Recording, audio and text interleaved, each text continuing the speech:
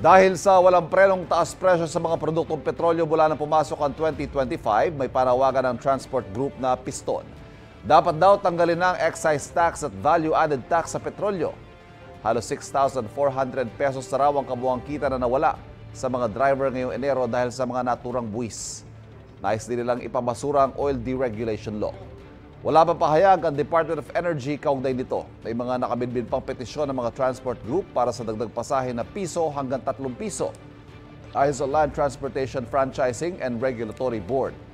Pahayag naman ng LTFRB sa taas pasahe pero kukonsulta muna raw sa National Economic and Development Authority o NEDA para alamin ang magiging epekto nito sa ekonomiya. I think an increase is already needed. Kasi it's long overdue. Kasi sobrang nang itinaas ng presyo ng mga gasolina at saka yung cost ng maintenance of these motor vehicles. So it is imperative that we act on it. Ang issue na lang is kung magkano yung ibibigay na fare hike